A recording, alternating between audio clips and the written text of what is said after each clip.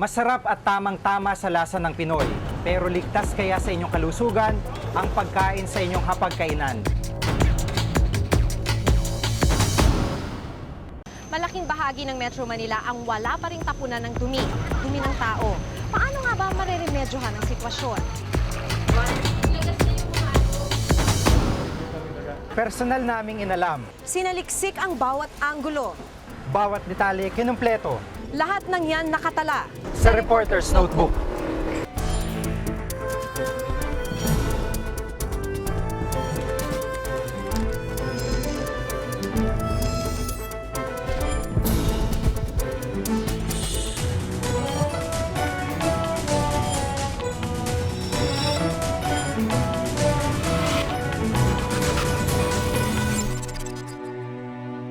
Ang nilaga hindi kumpleto kung walang sawsawang patis. Pero alam nyo ba kung paano ito ginagawa? Yan ang ulat ni Cesar Apolinario.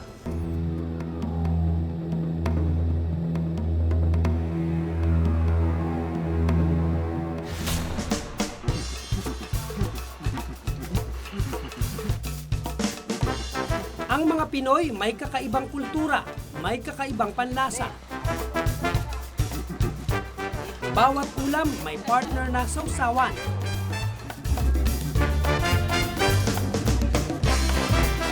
Tulad na lang ng patis.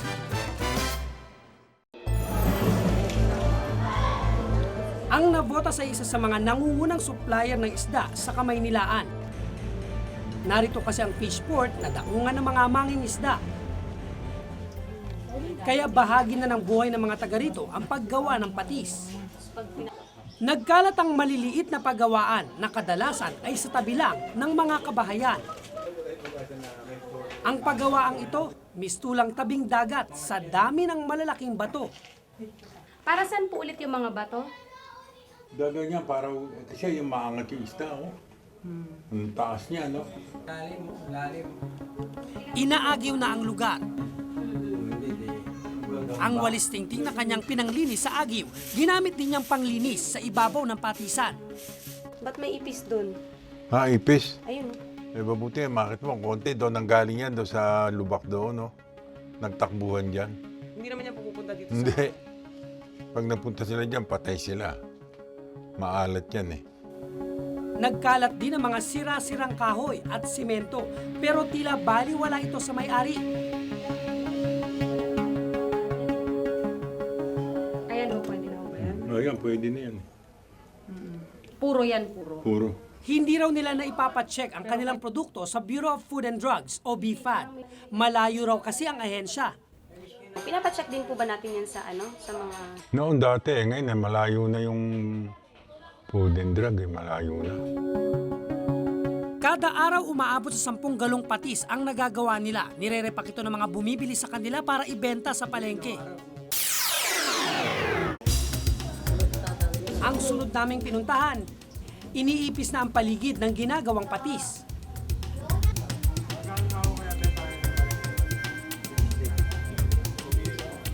Dapat nakasara ang mga lalagyan ng patis para mapanatiling malinis at maiwasan ang pagkasira.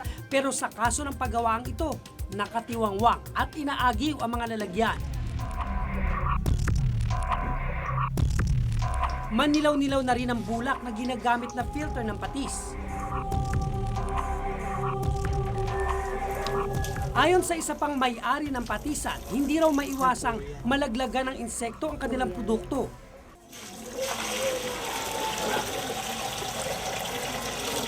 Yan ho, ba't mong ginaganyan po ulit? para masala ng gusto yung ano, yung mga sumasama doon.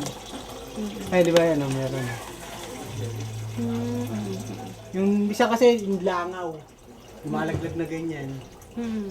Baka sumama sa bote. Hindi rin ligtas sa ulan ang pinoprosesong patis. Kaya minsan pag ano, akala nila marumi yung patis, hindi nila alam sa mga ano, hose lang yun.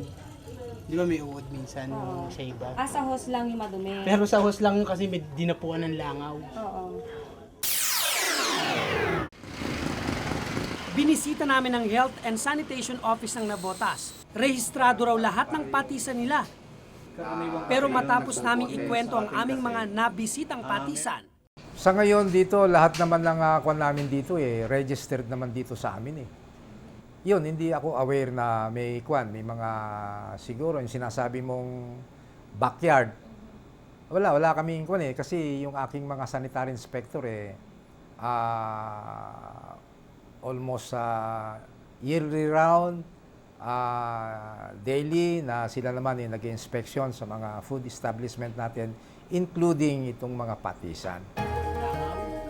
Ang kalinisan daw ng paggawaan ay indikasyon ng pagpapahalaga ng mga may-ari sa kanilang produkto. Yung unsanitary na paggawa ng patis, siyempre kung makokontaminate ng mga dust, mga ibang klase ng insekto na makakadapo dito sa mga pagkain, hindi siyempre magkikreate yan ng sakit na maaaring gastrointestinal diseases. Ang Bureau of Food and Drugs ang ahensyang nagbabantay sa mga pagkain o gamot na ibinebenta. Ayon sa BIFAD, kailangang may label ang lahat ng commercial products. What they violated are yung labeling of the products. The consumer are not informed very well because these products are processed. We can call this processed food even though it is sold in the wet market.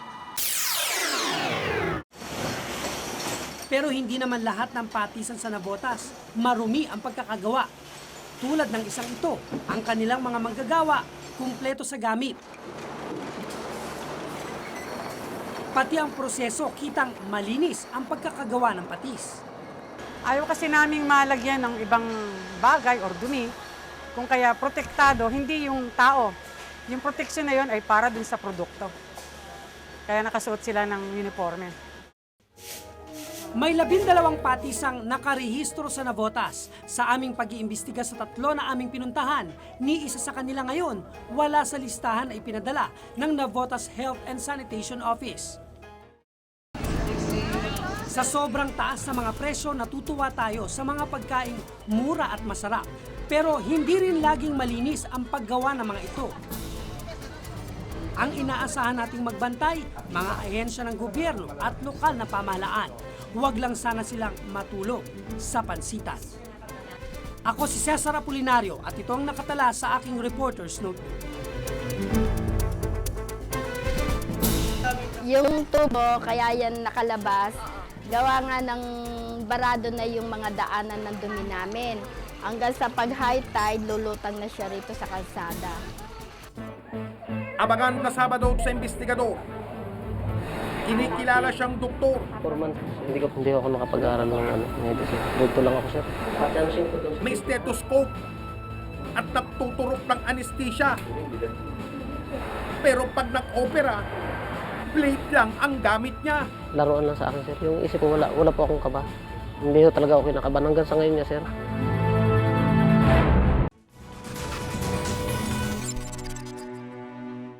Tanda raw ng maunlad na lungsod ang maayos na pamamaraan ng pagtapon ng dumi. Kung ganon, talagang napag-iiwanan ang Kamaynilaan. Dito, hindi pa ganap na maayos ang tapunan ng dumi ng tao o sewerage kung tawagin. At lumalala pa raw ang problema dahil sa pagdami ng mga pamayanan. Ang problemang yan nakadetalye sa ulat ni Ruth Cabal.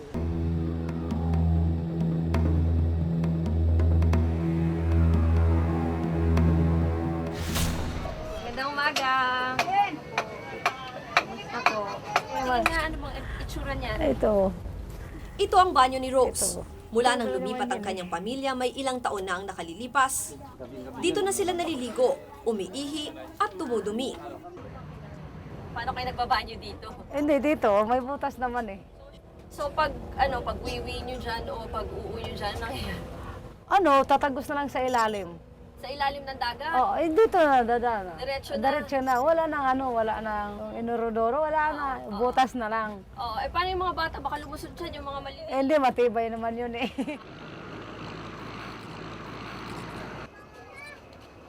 Tabing ilog ang kanyang tahanan. Ang 8 niyang anak, dito na lumaki. Pero nito lang 2 ng Hulyo, namatay sa diarrhea ang 2 taong gulang niyang anak. Dumiraw lahat sa tubig, ganyan. Tapos naglalabasan yung bulate dito sa ilong, sa tainga, sa bunganga. Halinhinan lang daw sa pagkakasakit ang mga anak ni Rose. kunting tibot na yan sa mga anak yan, sakit yan. Tapos nagtatae yan, ganyan yan sila. Ang gagawin ko, dahil wala kaming pera, mag-ano na ako ng dahon-dahon para ipainom sa kanila.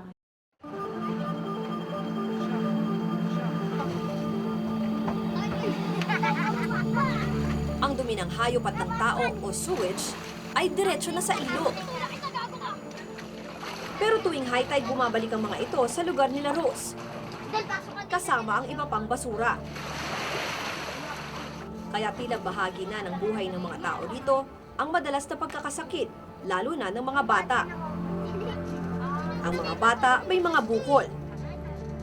Nagsusugat din ang kanilang balat. Singaw daw po yan. Singaw ng init o ng Init. dumi? Ng lupa. Ayon sa pag-aaral ng Department of Health, 12 Pilipino ang nagkakaroon ng waterborne disease araw-araw. Kung susumahin, mahigit 3 bilyong piso ang gagastusin kada taon sa sakit dulot ng maruming tubig. Pero di lang sa squatter may problema sa banyo at maruming tubig. Hindi kalayuan sa bahay ni Rose, nakatayo ang Katuparan Vitas Condominio, isang low-cost housing project na tinayo noong panahon ni Pangulong Aquino. Binubuo ito ng 27 gusali. Sa likod ng mga gusali, sala-salabat ang tubo mula sa kusina at sa banyo. Yung tubo, kaya yan nakalabas, gawa nga ng barado na yung mga daanan ng dumi namin. Hanggang sa pag high tide, lulutang na siya rito sa kalsada. Ang mga extension ng bahay sinakop ang espasyo para sa mga kanal. Kaya ang dumi ng mga tao, lumulutang kapag may konting ulan at lalo na kapag high tide. Barado rin ang kanal dahil sa mga basurang nakatambak. Hindi po. Paliwanag ng sanitary engineer na si Lito Santos, hindi na kinaya ng Poso Negro ang dami ng taong nakatira sa kondominyo. Fresh waste ito, galing sa kumpita. Yung mga Poso Negro rito, undersized na sa panahon ngayon. Dahil yung yung density per room nito, sobra. Kasi mag-accumulate yan eh. Bigger na yung volume na mapuproduce nila. So this size really requires to have a sewage treatment plant. Ang maitim at mabahong tubig mula sa pinaghugasan ng isda, baboy at maging sa banyo ng palengke, kapag dumaan sa water treatment na ito, malinis na paglabas nito sa ilog. Halos magkaparehas na. Ang paborito niyong mga dokumentaryo, pwede niyo nang araw-arawin dahil 3 volume na ng The Best of Eyewitness DVD featuring Gutom by Jay Taruk, Magdalenang Bukid by Cara David, Boy Pusit by Sandra Aguinaldo, Ang Multo ng Nakaraan by Howie Severino. May special features pa tungkol sa paborito ninyong mga dokumentarista. Collector's item to, kaya dapat may kopya kayo. Now available at Powerbooks.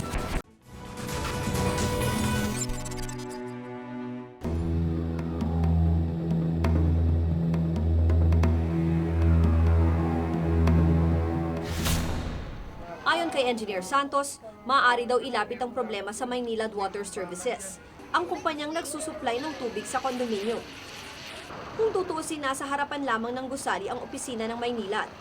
Pero hindi pa nila ito inilalapit sa ahensya. Hindi kasi nila alam na kasama sa trabaho ng Maynilad ang paglinis ng baradong Poso Negro. Pinupuntahan namin yung mga barangays, yung mga subdivisions, kinakausap namin yung mga leaders nila dahil magpo-provide nga kami ng dislodging service, no, yung serbisyo namin ng pagde-dislodge ng septic tanks. Sa ngayon, pangalawa ang Pilipinas sa may pinakamalalang sewerage system sa Asia. Wala pa kasi tayong kabuuan at modernong sewerage system sa buong bansa para sa maayos na pag-dispose ng wastewater. Ang sewerage system ay koneksyon ng mga tubo mula sa isang bahay o commercial establishment kung saan dumadaan sa isang wastewater treatment facility ang maruming tubig para malinis bago ilabas sa mga ilog at dagat. Ang meron lang ngayon ay mga individual na septic tanks sa mga bahay na tinatanggalan ng basura kada 5 hanggang 7 taon. Hindi enough. There are other treatments after the septic tank that must be done. Kailangan mas malaking planta na pan-treatment ang kailangan mo para matreat yung... May mga bahay din na nakakonekta ang tubo direkta sa supplier tulad ng Manila Water o Maynilad. Pero ang problema dito sa mahigit 9 na milyong customer ay wala pang 40 ang wastewater treatment facility. Tuloy ang ibang wastewater mula sa mga tubo, direktang lumalabas sa mga ilog, dahilan kung bakit patay na ang ilang ilog sa Metro Manila. Yung standards hindi pa rin nagbabago eh. Ganun pa rin yung standards ng ilog na say Class C, yung river dito. Still yun pa rin ang magiging basihan ng DNR para dun sa klase ng tubig na itatapon nila. Pero meron namang ilang mga subdivision, malls, hotel at iba pang commercial establishment na meron ng sariling wastewater treatment facility. Required na kasi ito nang ipatupad ang Clean Water Act noong 2004. Yun lang, di pa rin lahat sumusunod dito. Rehabilitation mode ang Maynilad. So in terms of sewerage, wala kaming masyadong expansion except yung ito-turn over sa amin na Smoky Mountain treatment plant. No? Meron din kaming proposal sa Project 7 na sewage and septage treatment plant. Noong 2005, na-aproba ng World Bank yung isang loan to expand sewerage in our concession area. That is, ang total project amount is $86 million. Yung loan na yon ay $64 million ay loan mula sa World Bank para sa expansion ng systems. Automatic naman yung system. Noong Abril, inilunsad sa palengke ng Muntinlupa ang kauna-unahang low-cost waste treatment facility sa bansa. Ang maitim at mabahong tubig mula sa pinaghugasan ng isda, baboy at maging sa banyo ng palengke, kapag dumaan sa water treatment na ito, malinis na paglabas nito sa ilog. Ito yung treated water natin na dinidischarge natin sa ilog at ito yung galing sa grate. Halos magkaparehas na. Halos 7 milyong pisong gastos dito. Di hamak na mas matipid daw kaysa pagpapagawa ng karaniwang sewerage system. Yung system namin, may provision para ma-recycle namin yung tubig, pang flush, pang linis ng kalye ng palengke. Pag nagkasunog, pwedeng kumuha yung fire truck. Treated water, yung malinis na tubig na talaga. Kasabay ng pag-unlad ang paglaki ng populasyon, gayon din ang dumi ng tao. At habang wala pang maayos na sewerage system sa pagtatapon ng ating dumi, hindi lamang ilog at dagat ang nasisira. Nalalagay din sa panganib ang kalusugan ng mamamayan. Ako si Ruth Cabal at ito ang nakatala sa aking reporter's notebook.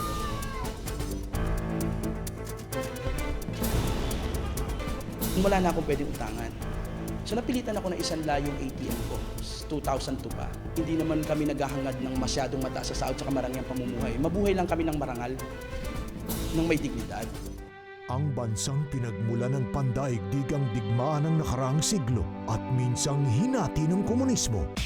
Pag-iisahin ang mundo dahil sa pagbisita ng mag-partner Pilipinas! Kasaganaan ng World Cup Fever. Makakasagupa ni Paulo at ng Lucky Pinoy Footballer ang bagong henerasyon ng German National Team. I'm half Filipino of German. Hanapin ang ganda ng Munich at subukin ang national pastime. Pinoy meets World. Linggo ng gabi.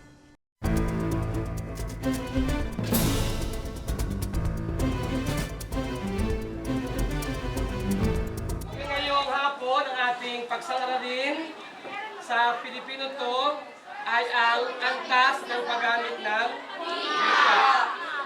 13 taon ng high school teacher si Dante Verdera. Salita. Sa maliit na silid na ito sa kanilang eskwelahan, pinagtsatsagaan turuan ng mahigit 80 estudyante.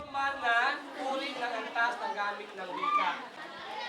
Kahit pagod sa pagtuturo, tuwing may bakanteng oras, ito naman ang kanyang pinagkakabalahan, magbenta ng mga panghimagas. Bagamat meron kaming school canteen na pag-ari ng aming cooperative, minsan parang naunawaan na rin ng mga administrators ang ginagawa namin dahil alam nga nila na kulang ang mga kita ng guro. Nabaka ang mga bata. Sa maliit na tirahang ito sa Quezon City nakatira si Dante. Siksikan ng pamilya kasama ang 5 mga anak.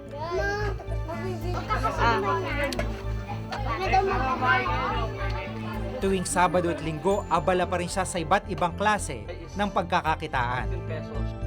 Ito yung ginagawa ni Teacher Dante pag walang pasok. Nagbebenta siya ng ulam sa kanyang mga kapitbahay, pandagdag kita raw sa kanyang sweldo bilang isang guro. Pagkatapos magtinda, pananahin naman ng basahan ang pinagkakabalahan ni Dante. Sa barangay namin, minsan may mga patay doon, wala silang makuha at kapagdasal. Ako naman, dahil galing akong probinsya, sanay ako sa mga pagdasal sa patay. Kung maaari ayokong tumanggap ng ganon, pero pag iniisip ko na bukas walang pamasahe yung mga anak ko, pikit mata, tinatanggap ko na. Ang halos 8,000 niyang kinikita kada buwan ay hindi raw sapat para maitaguyod ang kanyang pamilya. Kaya hindi raw niya maiwasang sumideline. Ang guro ang sinasabi mga bayani ng bayan, pero bayaning gutom ang mga guro. Anong mangyayari kahit gusto mong magturo ng maayos, minsan may mga personal kang problemang pinagdaraanan, malaking epekto nito sa pagtupad sa mga tungkulin bilang guro. Halos 10,000 piso ang basic salary ng isang teacher. Pero marami pang mga kinakaltas dito. Ang resulta, ang sweldo tila wala ng halaga kung ang tumataas na antas ng buhay ang pagbabasehan. Kaya ang ilang mga guro nauwi sa pagsa-sideline. Ano, 250, kuhanin mo na ha. Mura na yan, nakasale yan. Talaga? Mistulang professional vendor kung magbenta si Nancy Cananes. 20 taon ng high school teacher sa Novaliches. Ano yan eh, gives pa. Tuwing bakante, isa-isa niyang nilalapitan ng kanyang mga co-teacher para magalok ng mga panindang damit, bra, panty at kung ano-ano pa. Kung saang mga networking, nagme-member ako dyan, eh nakakadagdag talaga. Malaking bagay sa pang-araw-araw namin. Profesional ang mga guro, pero sila raw ay mga gutom. Bugbog na sa trabaho, pero kakarampot naman ang kinikita. Knowledge?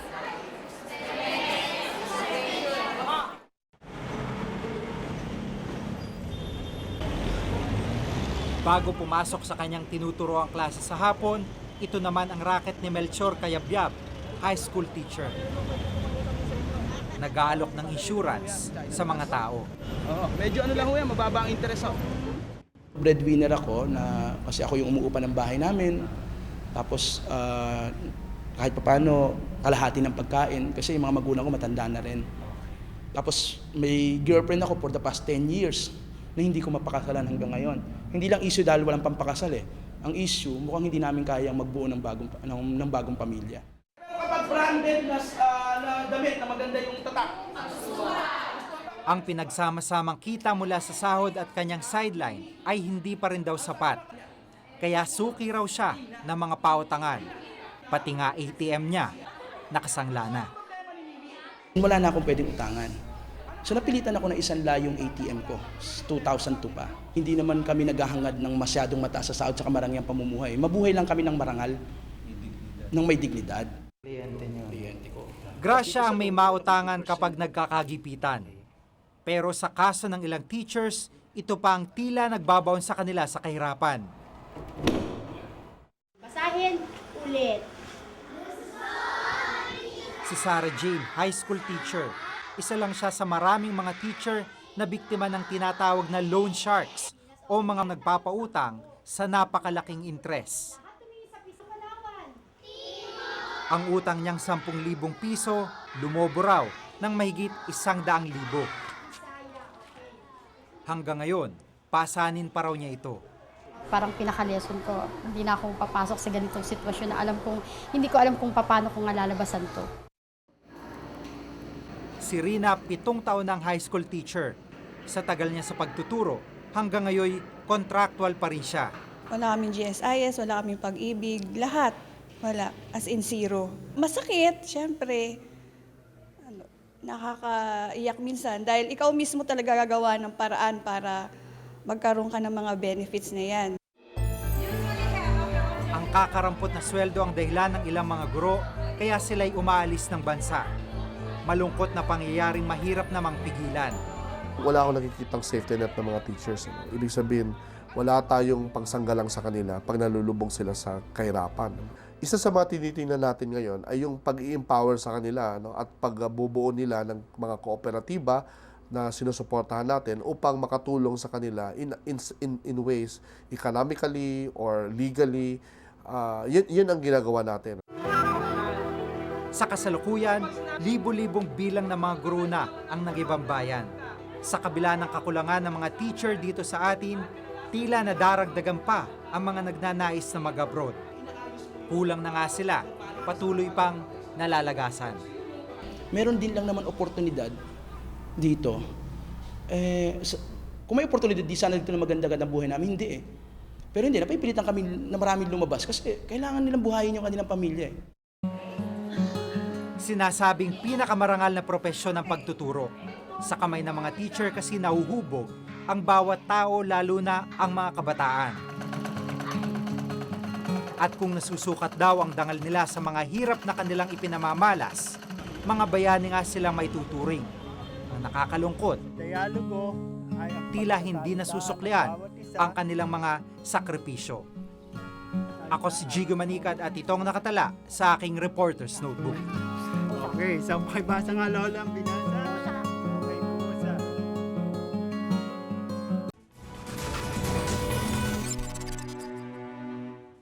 Kung may nais kayong ipasiyasat na isyo balita, maaari kayong tumawag sa aming numerong 928-7021, local 1424. Maaari rin po kayo mag-email sa reportersnotebook@gmanetwork.com. Para sa malalimang pagtingin sa mga issue at balita, samahan niyo kaming muli sa susunod na Martes. Ako si Maki Pulido. Ako si Jigo Manicad at ito ang Reporter's Notebook.